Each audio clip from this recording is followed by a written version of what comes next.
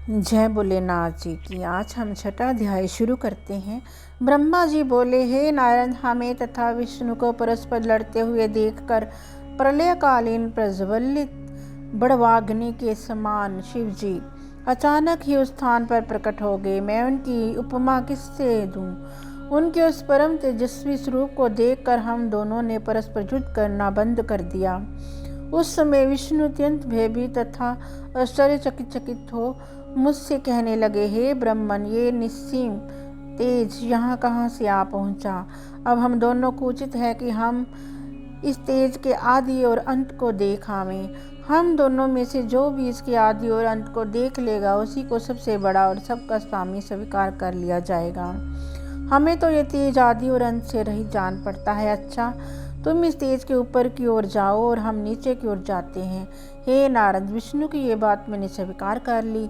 तब हम दोनों अहंकारी उस तेज के आदि और अंत के देखने के लिए एक दूसरे से भिन्न दिशाओं में चल दिए। हे पुत्र, जो कार्य अहंकार की अवस्था में किया जाता है वह कभी पूर्ण नहीं होता और उसका फल भी अच्छा नहीं मिलता। जब तक मनुष्य अहंकार को नहीं त्याग देता, तब तक उनका कार्य सिद्ध नहीं हो सकता। हमारे और विष्णु के इस चरित्र को जो मनुष्य प्रातःकाल हाथ पांव धोकर ध्यान में लाता है, उसे इस लोक में सुख, आरोग्य तथा परलोक में श्रेष्ठ गति की प्राप्ति होती है।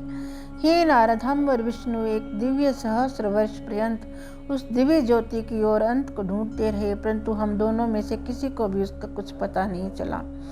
अस्तु, हम निराश होकर अपने स्थान को लौट पड़े, परंतु अभी एक आश्चर्य की बात हुई कि जिस स्थान से हम चल रहे थे वह हमें बहुत ढूंढने पर भी कहीं दिखाई नहीं दिया। अतः हमें एक सहस्र दिव्य वर्षों का समय अपने पहले स्थान पर ढूंढने में लग गया। उस समय हमें इस बात का भली प्रकार ज्ञान हो गया कि हमसे ऊपर भी कोई बड़ी शक्ति है जो सबसे उत्तम और पुरातन है। यह बात ध्यान में आते ही हम दोनों उस पवित्र निर्विकार स्वरूप की शरण में गए और परस्पर शत्रुता को त्याग कर भक्ति भाव से उस परम स्वामी की स्तुति करने लगे। हम दोनों की उस प्रार्थना को सुनकर यह आकाशवाणी हुई, हे ब्रह्मा, हे विष्णु, तुम दोनों योग साधना करो। हे नारद, उस आकाशवाणी को सुनकर हम दोनों ने योगाभ्यास करते हुए उस अलक्षित स्वामी की स्तुति में इस प्रकार कहना आरंभ किया, हे स्वामी, हम दोनों ने आपकी माया के वशीभूत होकर अपने को सृष्टि का उत्पन्न करता समझ लिया था। अब हम अभिमान को त्याग कर आपको दंडवत करते हैं। आप हमें अपना सेवक जानकर कृपा कीजिए और प्रकट होकर हमें अपना दर्शन दीजिए।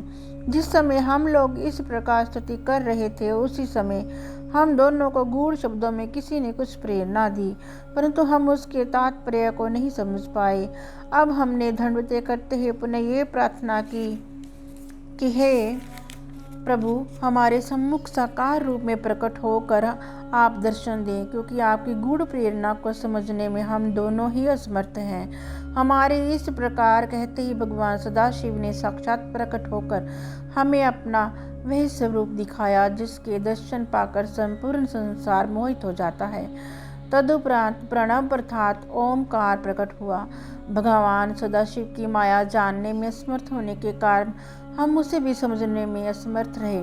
कुछ देर पश्चात जब उस प्रणव के 4 भाग हुए और उसके भीतर से सगुण रूप भगवान त्रिशूल पानी प्रकट हुए, उस समय हमने ये समझा कि इस प्रणव के जो आकार, उकार तथा मकार अक्षर है, उसके नाद तथा बिंदु का ये अर्थ है कि पहला अक्षर अर्थात आकार लिंग की ज्योति है, दूसरा अक्षर उकार उस ज्योति की मध्य है जो आदि मात्रा नाद स्वरूप है, वह उस लिंग ज्योति के मस्तक है जो बिंदु है, वह संपूर्ण लिंग का ज्योति स्वरूप है। उसका वर्णन अन्य प्रकार से इस प्रकार किया जा सकता है कि आकार से ऋग्वेद, उकार से यजुर्वेद, मकार से सामवेद, नाद से अथर्ववेद तथा बिंदु से ब्रह्म विद्या का स्वरूप बनता है।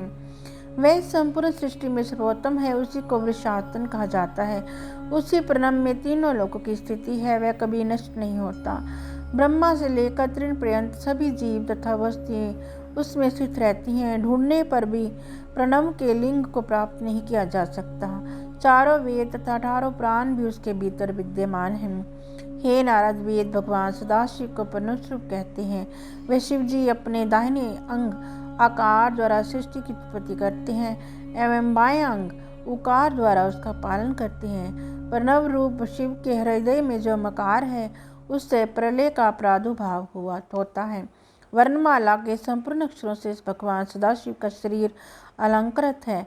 इन अक्षरों से अलंकृत श्री शिव जी का जो शरीर है उसका स्मरण करने से अत्यंत प्रसन्नता की प्राप्ति होती है। मैंने और विष्णु ने सदाशिव का जब ये प्रणव स्वरूप देखा तो अत्यंत प्रसन्न होकर हाथ जोड़ उन्हें दंडवतें की तथा हम दोनों ही उनकी बहुत प्रकार से स्तुति करने लगे।